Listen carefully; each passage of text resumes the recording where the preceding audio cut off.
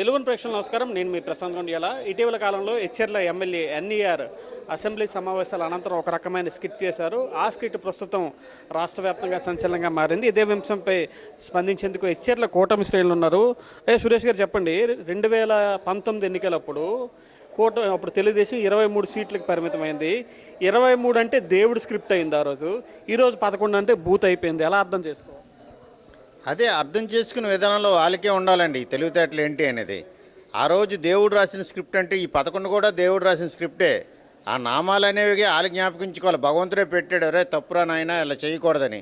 కాకపోతే ఆయన హాస్యాస్పదంగా అందరికీ నవ్వించే విధంగా స్క్రిప్ట్ చేస్తే ఆ 11 అనే పదం వాళ్ళకే అన్వయించుకోవడం అనేది నిజంగా భగవంతుడు రాసిన స్క్రిప్ట్గానే నేను భావిస్తున్నాను ఈరోజు. ఎందుకంటే 11 నెంబర్ అనగానే వాళ్ళంతా వాళ్ళు పెట్టుకుంటున్నారు ఆ పేరు. మేమైతే 11 అనలేదు. ప్రతిపక్ష నాయకునిగానే గౌరవిస్తున్నాం. మాజీ శాసనసభ్యులుగానే, మాజీ నాయకులందరినీ మాజీలుగానే, తాజా నాయకులు తాజాలాగా గుర్తిస్తాం తప్ప ఈ నెంబర్ అనేది ఎవరికి శాశ్వతం కాదండి. 1 నుంచి సంఖ్యలు అన్నీ ఉన్నాయి. దాంట్లో అది 11 అంటే ఒక వ్యక్తికే, ఒక పార్టీకే ప్రస్తావించుకోవడం అనేది నిజంగా వాళ్ళ విజ్ఞతకే విడిచిపెడుతున్నాం. 18 నిమిషాల పాటు ఎన్ఈఆర్ స్కిట్ చేశారు. ఆ వైసీపీ వాళ్ళు విమర్శించినంత వరకు తెలియలేదు. మీకు ఎప్పుడైనా అనిపించిందా ఆ స్కిట్లో వైసీపీ వాళ్ళు విమర్శించిన పరిస్థితి ఎక్కడైనా మీకు అనిపించింది? అంటే మీకు తెలిసిన విషయం, పుచ్చకాయలు దొంగంటే భుజాలు తడుముకోవడం అనేది. వాస్తవంగా అయితే ఆ స్క్రిప్టు హాస్యాస్పదంగా నడుస్తూ అది నామాల కోసం సంబంధించింది అయ్యి ఉండొచ్చు. లేదనుకుంటే ఆ స్క్రిప్ట్లో వైకాపాకి అన్వయించుకోవడానికి ఎక్కడా లేదండి. సరదాగా నవ్వుకునే స్క్రిప్ట్ని వాళ్ళకి అన్వయించుకున్నారనుకుంటే వాళ్ళు నిజంగా 11 ఆ నెంబర్తోనే శాశ్వతంగా ఉండిపోతారు, లేకపోతే అక్కడి నుంచి తగ్గించుకుంటారు. అది వాళ్ళకి 11 బాగోలేదు కాబట్టి 9కో 8కో 7కో లాస్ట్కి చివరికి 1 ఉంచుకున్న మంచిదని నేను కోరుకుంటున్నాను. ఎంత ఫిగర్ వస్తుంది మీరు అంచనా వేస్తున్నారు 2029? ఖచ్చితంగానండి. కూటమి ప్రభుత్వం రాబోయే 30 సంవత్సరాలు కూడా పరిపాలించడానికి ఒక ప్రత్యేకమైన ప్రణాళికలు వేసుకున్నారు. ఏదైతే 2047 ఉజ్వలమైన ఈ భారతదేశాన్ని తయారు చేయాలని చెప్పి మోడీ గారు సంకల్పించారో ఆ విజన్ 2047కి ప్రత్యేకమైన బీజాలు వేసుకుని ముందుకెళ్ళడం జరుగుతుంది. అందులో భాగంగానే ఈ డబుల్ ఇంజిన్ సర్కారు ఇప్పటికే మీరు చూశారు. విధ్వంసం అయిపోయిన ఈ ఆంధ్రప్రదేశ్ ఇప్పుడు ఈ డబుల్ ఇంజిన్ సర్కారులో అవతల కేంద్ర సహకారంతో యువతల రాష్ట్రంలో కానీ శరవేగంగా అభివృద్ధి పనులు జరుగుతున్నాయి. గత 5 ఏళ్లలో ఏ రోజు కనీసం ₹1,00,000 సిమెంట్ రోడ్డు వేసుకోలేదు, ఒక పంచాయతీకి వీధి దీపాలు వేసుకోలేదు, మురుకు కాలువలో పారిశుధ్యం తీయట్లేదు.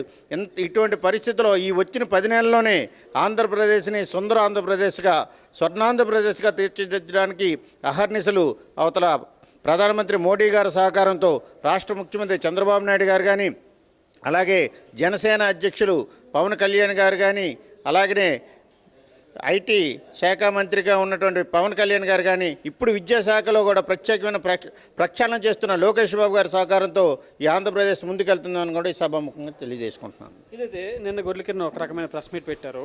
ఇదే వ్యక్తి 2024 ఎన్నికలకి కొద్ది నెలల ముందు చంద్రబాబు నాయుడు వచ్చి ఎచ్చెర్లలో పోటీ చేసిన గొర్రెల కిరణ్దే విజయం అని చెప్పి మీడియాలో వ్యాఖ్యానించిన పరిస్థితి.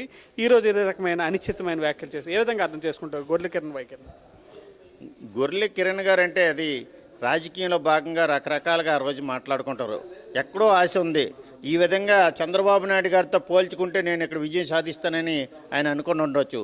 అది రాజకీయ ఎత్తుగడనే నేను భావిస్తున్నాను తప్ప ప్రజల పక్షాన నిలిచిన వ్యక్తులకి గౌరవిస్తారనడానికి ఈ యొక్క ప్రభుత్వంలో ఈరోజు ఎచ్చెర్లో ఎన్ఈఆర్ గారు అనే వ్యక్తిని గెలిపించుకోవడం కూడా కారణం అదే. ప్రజల పక్షాన్ని ఎవరుంటారు, కష్టపడి ఎవరు చేస్తారు, ఏ ప్రభుత్వం మీద నమ్మకం ఉంటుందనే దానికి నిదర్శనమే ఈరోజు ఈ ఎన్ఈఆర్ గారి గెలుపు, ఇక్కడ కూటమి ప్రభుత్వం గెలుపు అని కూడా తెలియజేసుకుంటున్నాను. మీరు చెప్పండి, ఏంటి ఎన్ఈఆర్కి గొర్రెల కిరణ్కి తేడా ఏంటంటే మీరే మాకన్నా ముందు పాత్రికేయ మిత్రులు మీకు తెలుసు, హెచ్చుల ప్రజానికైనా అందరికీ తెలుసు. ఎన్ఈఆర్ గారు అంటే ఒక విద్యావేత్తగా కాకుండా, అలాగే కాకుండా మొదటి నుంచి సామాజిక స్పృహతో ప్రజల కష్ట సుఖాల్లో ఈరోజు ఎన్ఈఆర్ గారు కూటమి తరపున పోటీ చేశారంటే అంత తక్కువ కాలంలో కూడా ప్రజలు కానీ మా కేడర్ కానీ ఆయన అంత సమన్వయం చేసుకుని వెళ్ళారంటే కేవలం తనకు ఆయన వ్యక్తిత్వమే. ఇదే నిదర్శనం. ఈరోజు ఎన్ఈఆర్ అంటే ఒక రకమైన మంచి అభిప్రాయం, సదాభిప్రాయం ఉంది.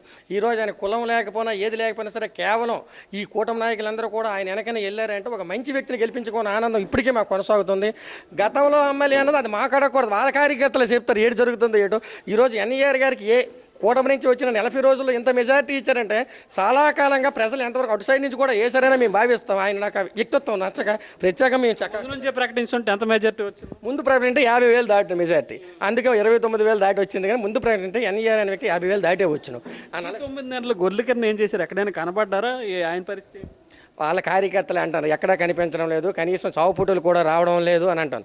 కానీ అది కూడా ఎందుకు వెళ్తుందంటే మేము ఎన్ఈఆర్ గారు ఎమ్మెల్యేగా ఉండి శాసనసభ్యులు కూడా మమ్మల్ని అందరినీ కోఆర్డినేట్ చేసుకొని వెళ్తున్నారు. ఏది ఆ పార్టీలకు అతీతంగా ఎలాంటి సంఘటనలు జరిగినా ఈరోజు సీఎం రిలీఫ్ ఫండ్ కానీ దేనిలో కూడా పార్టీకి సంబంధం లేకుండా ఈ కూటమిలో కలుపుకుంటూ అలాగే ప్రజలు అన్నది మనకు ముఖ్యము, పార్టీతో సంబంధం లేదు, మీ నాయకులుగా మీ గౌరవం మీకు ఉంటుందని ముందుకు వెళ్తున్నాం కాబట్టి మనం చేస్తున్నాం కాబట్టి వాళ్ళ మనుగుడు పోతుందని నిన్న ఆ ప్రెస్ మీట్ పెట్టడం జరిగింది. మీరు చెప్పండి, క్షేత్రస్థాయిలో మీరింత కూటమిగా సమన్వయంగా ఉన్నారు, కానీ వైసీపీ నేతలు కూడా కొన్ని చోట్ల చెప్తున్న పరిస్థితుంది. కూటమిలో 3 పార్టీల మధ్య విభేదాలు ఉన్నాయి, గ్యాప్స్ ఉన్నాయని చెప్పి. జనసేన తరపున మీరు ఉన్నారు కాబట్టి క్షేత్రస్థాయిలో ఎలాంటి పరిస్థితులు ఉన్నాయి? సార్ వైసీపీలోనే ఇప్పుడు కిరణ్ గారు చెప్తున్నారు కదా సార్, కిరణ్ గారు మేనల్లుడు సాయి ఒక టీం నడుపుతున్నారు, కిరణ్ గారు ఒక టీం నడుపుతున్నారు సార్. వాళ్ళ కుటుంబంలోనే 2 చీలికలు ఉండేటప్పుడు 3 పార్టీలు సమన్వయం చేసేటప్పుడు అంటే ఎక్కడా జరగలేదండి. మా ఎచ్చెర్ల నియోజకవర్గంలో దమ్మున నాయకుడు, ఎందుకంటే ఎన్ఈఆర్ గారు 3 పార్టీలని సమన్వయం చేస్తూ 3 పార్టీలు కలుపుకొని వెళుతూ 60 కోట్ల నిధులతో ఎక్కడ చూడండి సార్, ఆ ఎచ్చెర్ల నియోజకవర్గంలో ఇంతకుముందు ఒక తట్టడ మన్నేసిన పరిస్థితి లేదు. ఈరోజు చూస్తే అభివృద్ధి పదంలో ఎచ్చెర్ల నియోజకవర్గం నడుస్తుంది. మీరు ఇంతకుముందే ఒక అడగడం జరిగింది ఒక క్వశ్చన్, ఎందుకు ఎన్ఈఆర్ గారు ఫ్యాక్టరీల దగ్గర డబ్బులు తీసుకుంటున్నారా? డబ్బులు తీసుకునే పరిస్థితి లేదు సార్. ఈ రోజున 60 కోట్ల నిధులు అంటే ప్రతి గ్రామ సర్పంచ్కి తెలుగుదేశం బీజేపీ జనసేన నాయకులకి ఇస్తే ఇంతకుముందు నాయకులు మాకు 15% ఇవ్వండి 10% ఇవ్వండి అని తీసుకునే పరిస్థితిని చూసాం. ఈరోజు ఎవరి దగ్గరైనా ఏ నాయకుడి దగ్గరికి వెళ్ళైనా అడగండి, ఒక మౌత్ పెట్టి మీరు అడగండి, ఇక్కడ కాదు సార్ ఇంకా వెళ్ళి అడగండి, గ్రామాల్లో అడిగితే ₹1 తీసుకునే పరిస్థితి లేదు. మీరు బాగా క్వాలిటీతో చేయండి, పవన్ కళ్యాణ్ గారు క్వాలిటీ కూడా చెక్ చేస్తున్నారు, క్వాలిటీతో చేయండి. మన 10 సంవత్సరాలు కాదు 30 సంవత్సరాలు కూడా మన పార్టీ ఉండాలి అంటే మనుగడ సాగించాలి అంటే మీరు క్వాలిటీతో చేయండి అని చెప్పడమే జరుగుతుంది సార్.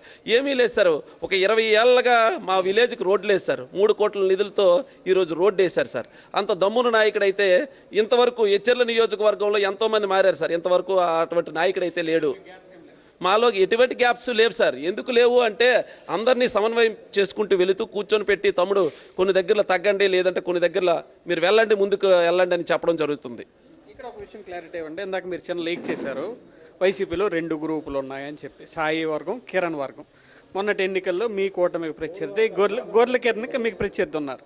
అలాంటప్పుడు సాయి వర్గం ఎవరికి ఓట్లేసి ఉంటారు? ఆ వ్యవహారం అంతా ఎలా నడిచింది సార్? వాళ్ళందరూ అంటే 3వ వ్యక్తిని రానియకుండా మాత్రమే ఈ రాజకీయం జరుగుతుంది సార్. అక్కడ వర్గాలు రాజకీయం, అతను వెళ్తాడు ఏదో పెళ్ళిళ్ళకి పబ్బాలకి, ఇతను వెళ్తాడు పెళ్ళిళ్ళకి పబ్బాలకి.